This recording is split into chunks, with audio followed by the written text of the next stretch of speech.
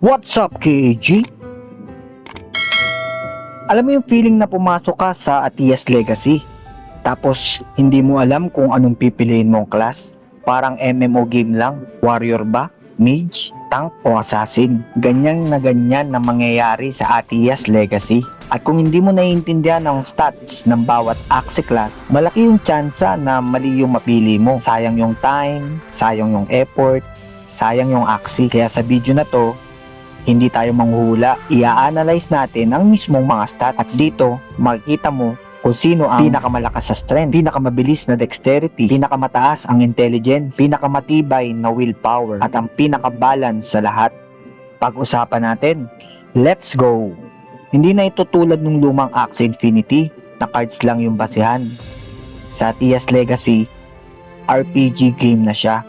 Ibig sabihin, ang stats ay katumbas ng playstyle mo. Kung mali yung class mo, mararamdaman mo yan sa buong gameplay. May mga class dito na parang ginawa para maging mage. May mga class din na literal na warrior. May mga class na parang assassin. At may class na parang ginawa para sa mga beginner.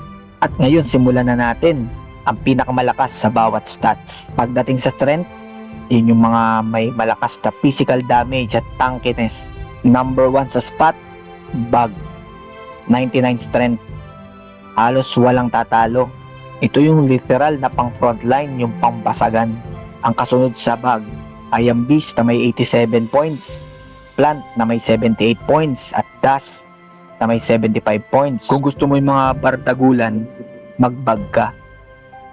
Next natin, Dexterity, para sa speed, skill usage at saka initiative. Number 1 sa spot ang Bird at Bug na may 69 dexterity. Parehong mabilis, pero ang kaibahan, ang Bird may mas mataas na willpower. Ang Bug naman may mas mataas ang strength. Assassin laban sa Brawler ang datingan. Sa intelligence naman, kung trip mo yung mga skill power, magic type, mga kakaibang abilities, ang number 1 spot ay Reptile at ang Aqua, 96 intelligence. Ito yung mga mage type. Sobrang lakas sa mga skill-based damage. Ang sunod sa kanila ay ang Mech na may 87 intelligence. Kung trip mo yung mga skills farmer, dito ka.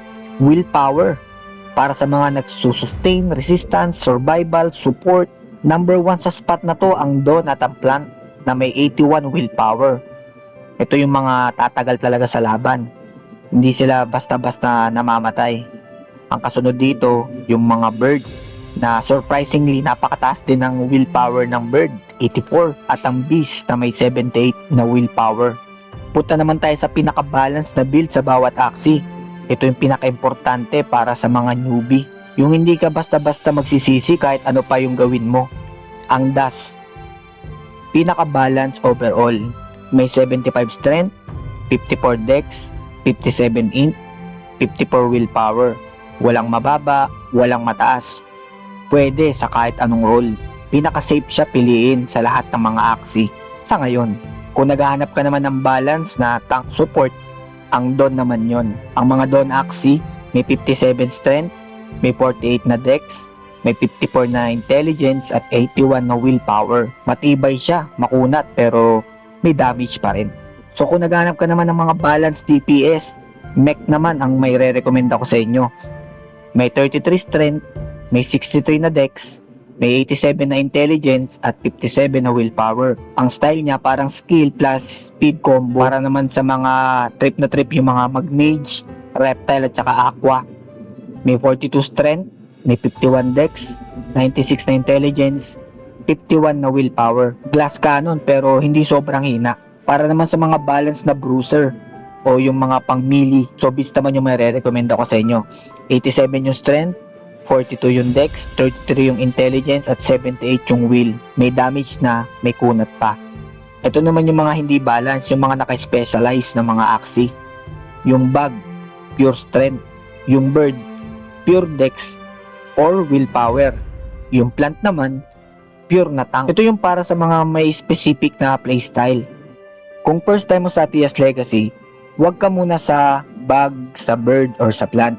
Dahil kailangan mo muna maintindihan yung mechanics.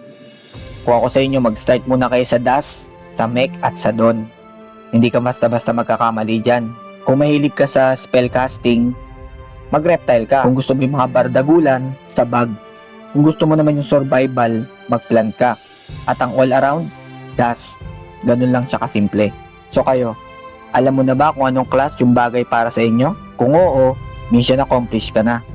Pero kung hindi pa, sa next part, pag-uusapan natin yung mga recommended roles per class sa actual gameplay. So kung ang playstyle mo is beginner ka pa lang, so ang best class na pwede mong gamitin ay Das. Kung ikaw naman ay gusto mo yung mga skill spammer, gumagamit ng mga skills or mage type, reptile and aqua ang pwede mong gamitin. Kung gusto mo naman yung medyo makunat, tanky talaga, so plant or dawn na axe yung pwede mong gamitin. Kung gusto mo naman yung medyo assassin yung atake, so mag-bird ka. Kung gusto mo naman yung mga bruiser or yung talagang pangpardagulan, so gumamit ka ng beast or bug. At kung gusto mo yung hybrid na type ng axe, so mag-mech ka.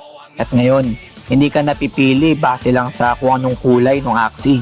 Pipili ka na base sa stats. At sa TS Legacy, yan ang magdidikta kung mage ka ba, warrior ka, or support ka. Hindi ito design choice. Gameplay decision ito. At malaking edge to lalo na pag nag-launch niya yung mismong laro. Game on!